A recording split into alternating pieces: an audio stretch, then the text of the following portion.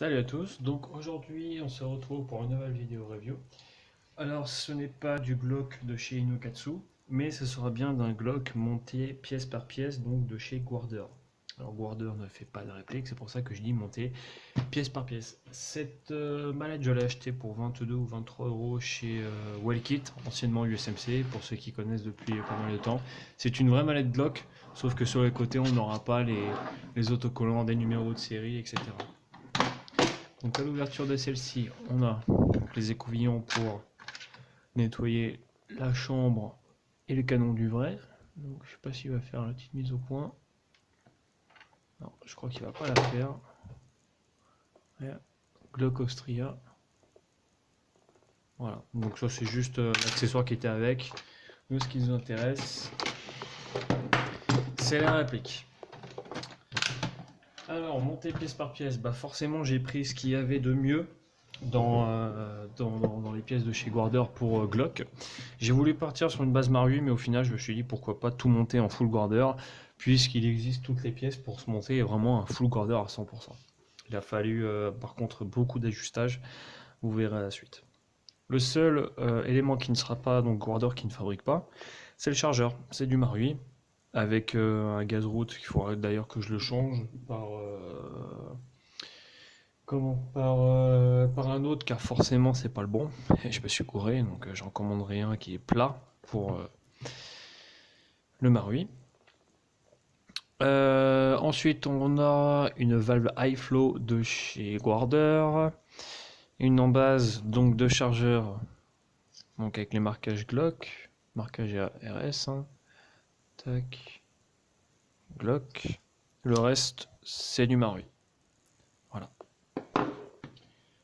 Ensuite, la réplique. Alors, la réplique, elle pèse son poids. Pourquoi? Parce que si je vous fais voir ça, en fait, c'est juste une cage moteur avec les aimants dedans. Si je vous fais voir ça, tac, tout de suite, putain, c'est aimanté. Voilà. Pourquoi? Parce que la culasse, c'est une culasse en acier. Donc, de chez Guarder, c'est tout un kit en acier. Donc, on a l'outer barrel, le faux extracteur qui est à mettre à part, l'outer barrel en acier, culasse en acier, on aura le rear sight donc en ABS. Je pense que le vrai est en ABS, je suis pas sûr et certain, j'ai pas tout à fait vérifié sur tous les Glock que j'ai eu entre les mains. À vrai dire, je pensais plus à tirer avec qu'à vérifier un petit peu les petits détails à la con, forcément. Ensuite, qu'est-ce qu'on aura d'autre? On va avoir des marquages, donc Glock 17 Austria 9x19, la frame Glock. On va avoir une plaquette avec le numéro de série GAR 076. De l'autre côté, on va avoir Made in Austria Glock GES MBH. Donc c'est la frame pour le marché US normalement, comme on voit, US Patent avec les numéros de brevet.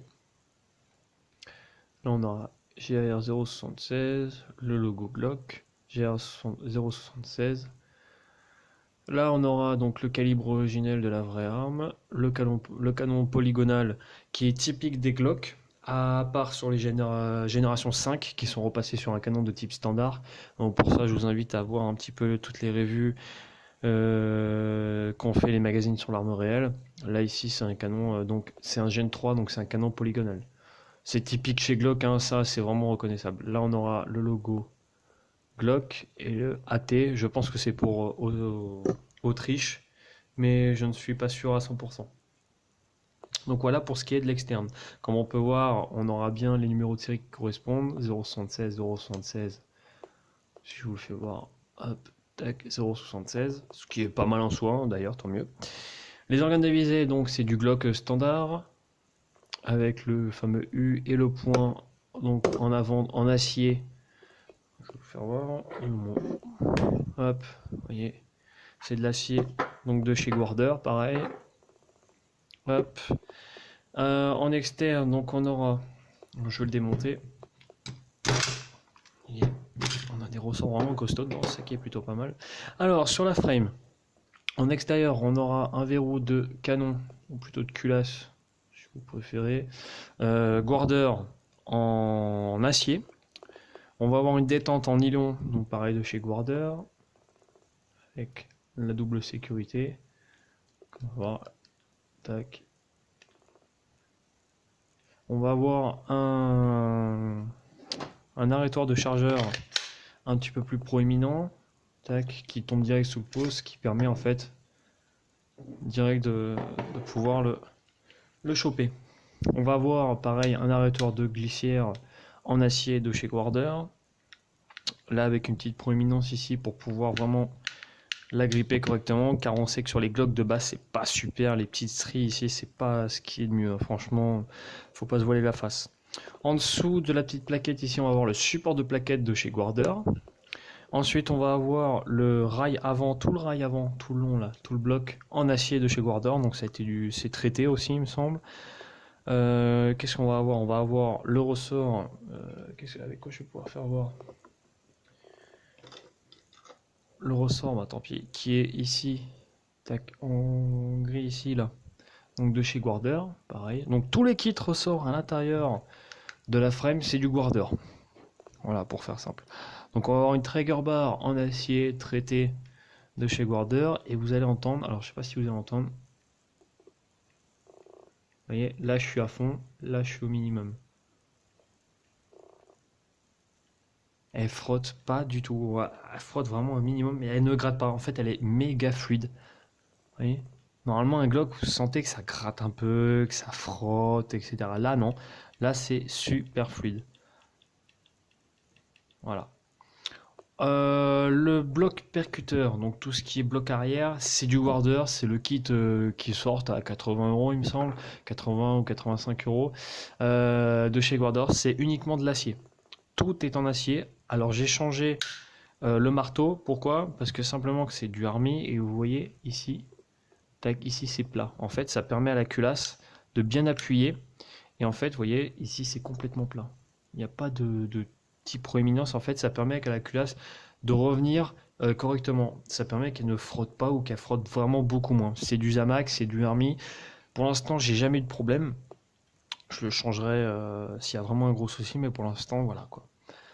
Donc voilà pour la frame, on a vraiment quelque chose qui est vraiment très très beau. Et la frame bien sûr c'est la dernière génération qui est sortie, donc c'est une en nylon, vraiment avec une matière vraiment super réaliste. Je sais pas comment ils font ça, mais on a vraiment quelque chose qui est vraiment super réaliste au niveau du toucher, de la finition. On a vraiment quelque chose qui est vraiment très très très très beau. C'est vraiment du super, super travail que Guarder en fait là. Petite vérification. C'est bien de l'acier. Sur le côté, c'est bien de l'acier. L'arrêtoir, on voit bien, c'est bien de l'acier. La Traeger bar sur le côté, si je la mets là, et hop, c'est bien de l'acier. Le bloc arrière, c'est bien de l'acier. Là de côté, pareil, c'est bien de l'acier. Et donc voilà, je pense que j'ai fait à peu près le tour sur la frame. On va passer à la culasse. Alors la culasse, voilà un petit peu, je vous ai fait voir. Alors on va avoir un ressort de rappel 150% en acier qui a été livré avec la culasse. Vous voyez, il est d'un bloc, il n'est pas comme sur les autres, vous voyez, c'est en acier. Guide de ressort, hop, ça augmente le poids, ça donne un petit peu plus de réalisme. Il est vraiment costaud, il faut vraiment du très bon gaz pour faire cycler tout ça. C'est pas du 134A, j'ai testé avec le 134A, enfin 144A, ça ne cycle pas du tout, pour vous dire. Donc voilà. Alors j'ai oublié de dire, les ressorts dans le bloc percuteur, c'est du 150% de chez Guarder évidemment. On va avoir un outer barrel en acier, hop, avec, vous voyez, et usiné surtout, ce qui est important pour moi, d'un seul bloc, ce qui donne un poil côté réaliste. On a les outer barrels en alu, hein, forcément, mais qui sont en deux parties, qu'il faut visser. C'est moins réaliste et c'est souvent sujet à se desserrer si on met pas de frein filet. Moi, j'ai opté pour un outer barrel en acier. Je me suis dit, bon, bah, quitte à mettre un petit peu plus d'argent, autant avoir un truc réaliste, quoi. Et qui est surtout fermé sur le côté, pas comme sur les modèles en alu. Donc voilà. On va avoir un bloc complet Donc on aura un canon Warder en 6,02. Je sais pas si je vais pouvoir le faire voir. Voilà, 6,02. Pour 10 P220. Je vois pas trop, il est un peu trop usé le truc. P226. Donc P226, j'ai 17, j'ai 18 pour Tokyo Marui. Alors, petite mise au point le téléphone.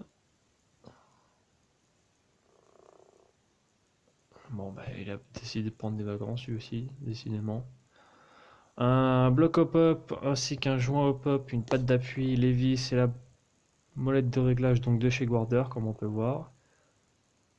Hop, hop, tac. Alors, à savoir que la barre, il a fallu la retordre, la retravailler pour qu'elle ait une bonne portée. Sinon, ça ne fonctionne pas d'origine. Donc ça, c'est plutôt déplorable. Vu le prix que ça coûte, ils peuvent quand même faire, je pense, un minimum d'effort. Donc voilà un petit peu l'acculage. Je l'ai huilé un petit peu parce que ça fait un petit moment que je l'avais pas entretenu. Tac, on a vraiment un gros bloc d'acier là, c'est vraiment super quoi. Un nozzle donc avec une entrée plate. La connerie que j'ai fait, j'ai pris une entrée un petit peu bombée sur les gazroutes. Ouais, bon, j'ai fait la connerie, bon bah tant pis. Donc un nozzle renforcé Guarder. On va avoir un blowback housing 45 grammes. Pourquoi? Simplement que j'ai voulu prendre un blowback housing lourd pour avoir vraiment un kick vraiment énorme. Et pourtant je consomme pas plus que ça, je trouve, au final. Donc pourquoi pas. Donc la rocket valve bleue est d'origine. Alors ça ressemble beaucoup à du Kaji, mais en fait non, c'est bien du Guarder. Une tête de piston expansive. Alors ce n'est pas avec le petit joint, là c'est vraiment le gros joint. Dès que le gaz vient rentrer, la tête va s'agrandir en gros et va coller vraiment hermétiquement au niveau du nozzle, ce qui fait que ça va donner vraiment une bonne étanchéité. On va voir donc toutes les petites pièces. Alors ça je sais plus du tout comment ça s'appelle. Petite mise au point, voilà, cette petite pièce là, je sais plus du tout comment ça s'appelle. Donc de chez Guarder également. Hop, pour remonter le tout. Hop, et on va tester ça bien sûr, hein, forcément.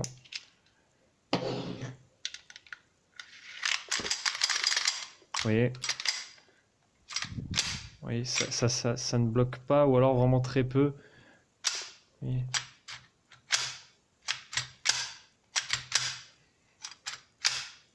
On a vraiment un retour vraiment excellent quoi. Alors on va tester avec ce gaz là, sans silicone. La mise au point est vraiment horrible.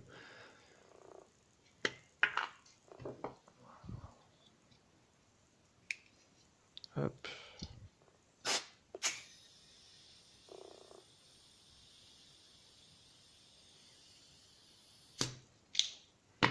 On va tester sans bille, ça ne sert à rien.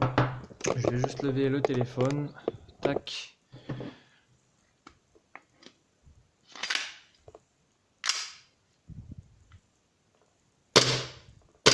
On a vraiment, vous voyez, un kick vraiment énorme quoi.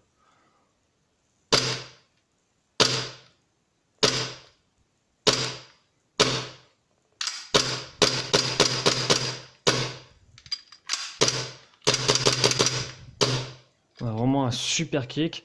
Ça c'est vraiment pas mal. Et on a, vous voyez, le petit côté un petit peu réaliste, le canon qui se lève. Bon, pas comme sur les vrais Glock. Mais on a vraiment ce petit côté canon qui se lève.